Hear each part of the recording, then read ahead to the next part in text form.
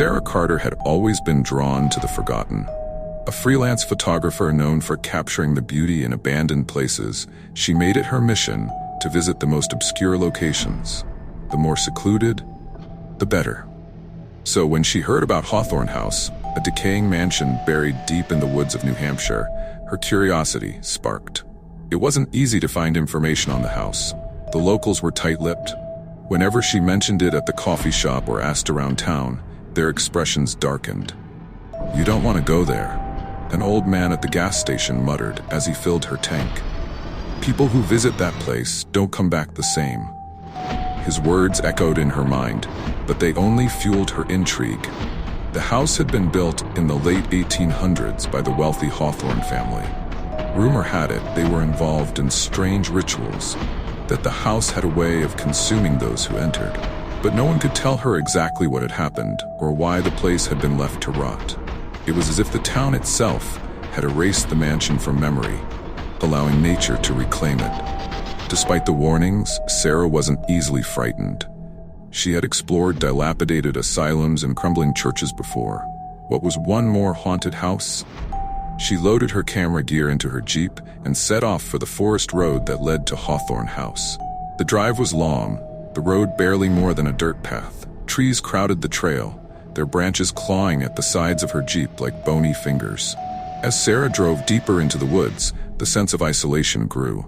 There were no signs, no markings, and the GPS lost signal miles ago. Just when she began to doubt whether the house existed at all, she saw it. Hawthorne House stood at the end of the overgrown road, towering and decaying. It was a hulking structure, its walls covered in creeping ivy and moss. The windows were dark, lifeless, some shattered, others boarded up.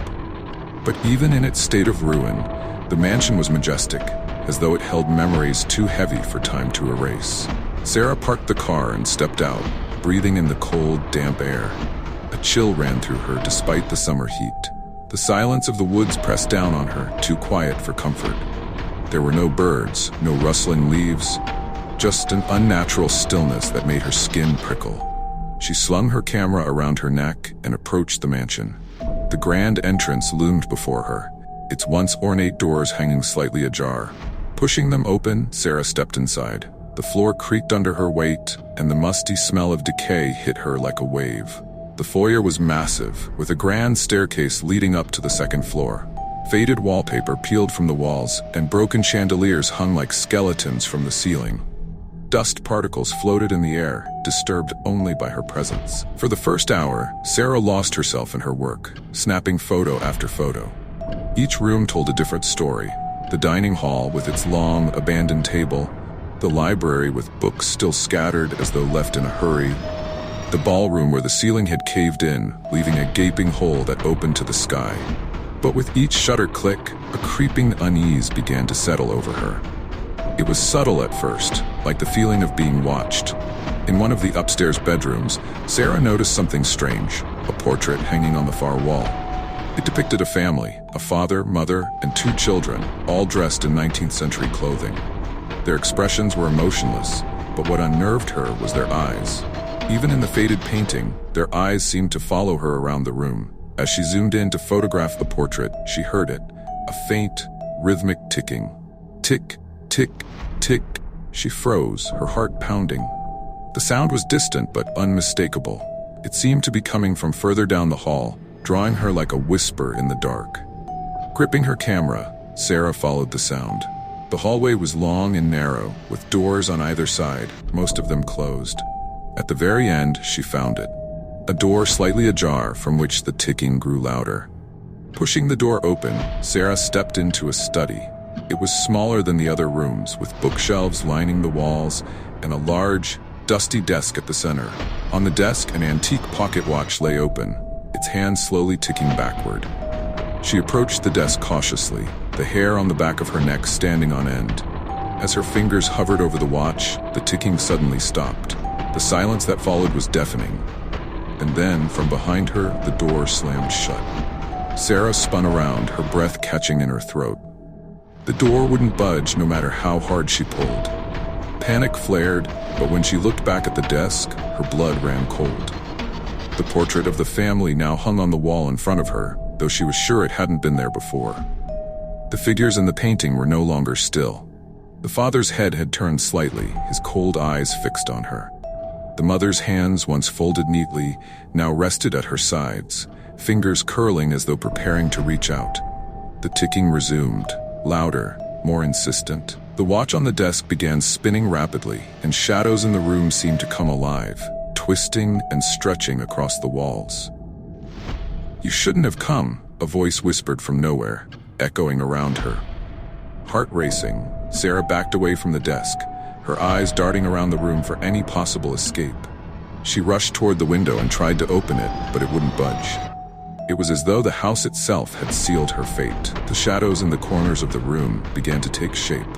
Slowly, the family from the painting emerged, their faces twisted in expressions of silent agony. They glided toward her, their eyes hollow and empty. Desperate, Sarah grabbed the pocket watch, hoping for some kind of solution. As soon as her fingers touched it, the world shifted. The room around her twisted and bent as if reality itself was folding in on itself. The family's faces melted into grotesque forms, their hands reaching out, nearly touching her. Suddenly, everything went black. When Sarah woke up, she was sitting in her car, parked outside the mansion. The sun was setting, casting an orange glow over the treetops.